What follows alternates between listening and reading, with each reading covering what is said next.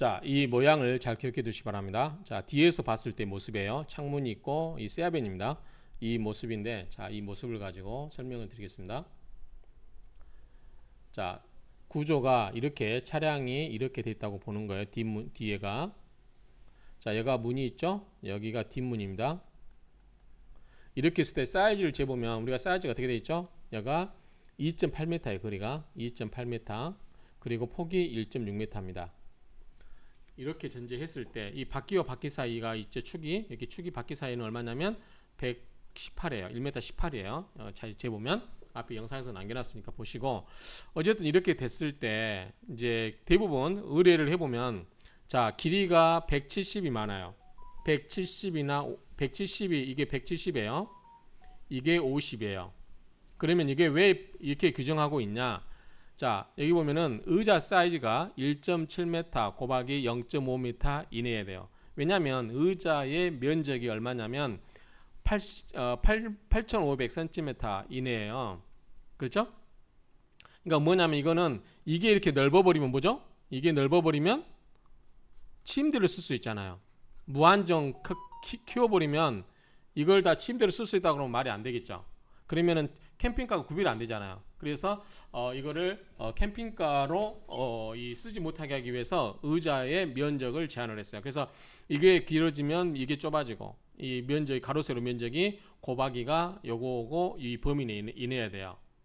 그래서 이런 사이즈 때문에 이 사이즈가 최대로 할 수 있는 게 170이면 이게 170이면 1m 70이면 이쪽은 50cm가 이 곱하면 이 면적이 나옵니다. 그러니까 여기서 조정을 해야 돼. 거리를 이 폭을 뭐죠? 이거를 낮추면 이거는 키울 수 있겠지만 어떻게 돼요? 이게 짧아서 키가 큰 사람들은 잘 수가 없겠죠.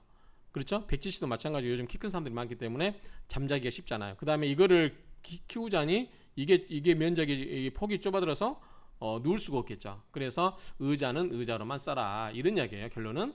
그래서 어쨌든 50 곱하기 170이 최대한도다.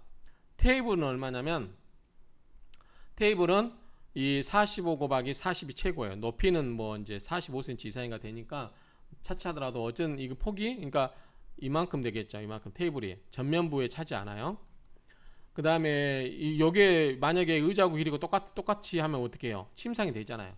또 의자를 침상을 뭐죠? 탁자를 눌러서 맞출 수 있잖아요. 똑딱이로 맞출 수 있잖아요. 근데 그런 거를 못하게 하기 위해서 테이블은 작게 45 곱하기 40, 의자는 50 곱하기 170 범위 내에서만 이렇게 설치가 가능하다. 그 다음에 또 하나는 뭐냐면 이 테이블은 움직이면 안 돼요. 뭐냐면 고정돼 있어야 돼요. 고정돼 있어서 가변형도 안 되고 그 다음에 높낮이가 조절돼서 안 돼요. 그래서 고정식으로 되고 높낮이 조절 기능이 없어야 돼요. 만약에 있어버리면 승인이 안 된다 그 말이죠. 안 될 수 있기 때문에. 그렇죠? 그 다음에 또 우리가 머리를 쓰는 방법 중에 뭐가 있어요? 이거를 최대한 작게 만든 거예요. 책상을. 그리고 이거를 운동장처럼 넓게 만드는 거예요. 그러면 누워서 마음대로 잘 수 있잖아요. 격벽 철거한 상태에서. 그러니까 이거를 방지하기 위해서 자, 의자를 설치하고 남은 의자를 이만큼 이만큼 했으면 설치하고 남은 면적이 2평방미터 이내에 돼요. 이게 2평방미터가 넘어가 버리면 허가가 또 안 나와요. 승인이 안 되는 거죠. 그렇기 때문에 그런 부분이 있는데 다행히 자, 이렇게 170에 50으로 하고 보면은 이게 얼마냐면 이게 60이 돼요. 폭이. 그러니까 이건 이제 조정하면 되겠죠. 알아서 조정하면 되고 그 다음에 이제 남아 있는 면적이 얼마냐면 1.6 이게 1.6이라고 했죠. 요게 뭐냐면 1.7이면 요게 1.1밖에 안 되죠. 그래서 1.6 곱하기 1.1 하면 얼마가 되냐면 1.76 평방미터 이내예요. 그러니까 2평방미터 이내잖아요. 그래서 법규의 범위 내에서 들어가 있습니다. 그 다음에 또 하나는 루프탑 설치는 할 수가 없어요. 그 차 위에 그 텐트 치는 거 있잖아요. 근데 썬루프는 가능하지만 이건 안 돼요. 그 다음에 전기시설 무시동 히터는 가능해요. 사무실이라도 따뜻하게 지낼 수는 있겠죠. 그러니까 전기시설 뭐 파워뱅크라든가 무시동 히터는 가능하다. 그다음에 이동 사무실을 설치하면 격벽을 철거 가능하기 때문에 전기차의 히터와 에어컨을 쓰면은 저는 된다고 봐요. 그래서 이제 세아벤 같은 경우 또는 전기차의 그러한 그 유튜브를 보니까 에어컨은 1시간에 1%밖에 소모가 안 된대요. 전기. 그러니까 차를 100% 충전하고 가면은 자 10시간을 켜봤자 10%밖에 안 써요. 차량에 있는 전기를. 그런데 일반 파워뱅크하고는 안 되겠죠. 히터는 3%, 전열기구는 훨씬 더 많이 전기를 잡아먹죠. 그래서 3% 때문에 하루에 6시간씩 3일을 써도 18%예요. 아니죠. 6시간씩 쓰면 18%에다가 3일이면 54%가 되죠. 54%. 거의 50%밖에 안 쓰는 거죠. 그러니까 50% 남아있기 때문에 충전하는 거. 그 다음에 캠핑장에 전기 충전하는 곳이 있으면 마음 놓고 그거 쓰면 되잖아요. 마음 놓고 쓰고 그렇게 하면 되죠. 근데 이제 인버터 이런 게 이제 뭐 보조 배터리에 달아서 하는 방법도 있겠지만 굳이 그렇게까지 안 한다고 하면은 충분히 온열이 되기 때문에 따뜻하게 지낼 수 있고, 그 다음에 차량에 있는 이 전기 소켓 있잖아요. 시가잭 여기다가 12V 꽂아가지고 뭐 관련된 뭐 온풍기라든가 아니면 저녁에 잘 때는 매트, 전기 매트를 해서 써도 되겠죠. 크게. 그래서 보조 배터리 않고 이제 구체적인 방법은 이 차량의 전기를 쓰는 방법을 어떻게까지 하는지, 그거는 예컨대 이제 스위치를 빼버리면은 이 보조 배터리를 쓰기 때문에 보조 배터리가 나가버리면 안 되겠죠. 그러니까 이 파워를 켜놓은 상태에서 해도 무방할 것 같아요. 그러니까 달릴 수 있는 그 상태. 그러니까 이렇게 해서 쓰면 좋지 않을까라고 생각이 됩니다. 여기 있네요. 그 다음에 업체를 제가 몇 군데 조사를 해봤어요. 이제 이 오피스텔 이 오피스를 하고 있는 업체를 제가 물어봤는데, 자, 첫 번째 인사이드카는 서울의 구로에 있더라고요. 금천구 가산 디지털로 있는데 여기에 보면은 이제 한번 여러분들 직접 전화해서 물어보세요. 이 전화번호가 있으니까. 그다음에 캠핑 카카카 지금 전화가 안 돼서 놔뒀는데, 캠핑 카카카는 130만 원이래. 이동형 사무실 꾸미고 구조 변경 해서 50만 원이래서 180만 원이죠. 부가세 별도이면 18만 원이면 198만 원, 약 200만 원이 드는 거죠. 그 다음에 위드 모터스라고 이게 안성에 있어요. 보니까 전화를 해보니까 이동형 침상 구조 변경에는 150만 원에다가 그 다음에 검사 대행료 15만 원이니까 165만 원인 거죠. 여기다 부가세 별도죠. 그러니까 금액이 별 차이 없어요. 165만 원에 1점 부가세 별도면 181만 원이에요. 181만 원. 근데 이 두 업체가 이제 198만 원, 181만 원이기 때문에 이제 가서 여러분들이 그 뭐 디자인이라든가 각각 그 여러 가지 그런 걸 봐야 되겠죠. 그래서 제가 이제 유튜버임을 밝히고 말씀드렸더니, 자, 이동형 사무실 침상 구조 변경에는 실내 등을 하나 좀 어둡거든요. 이거 좀 해주고, 까치바락에서 이게 내려서 접는 거 있잖아요. 이거를 아마 해주고 그런 것 같아요. 두 가지를 서비스로 해주는 것 같아요. 그 다음에 검사 대행료는 자기가 직접 하면은 요만큼 빼준대요. 150만 원을.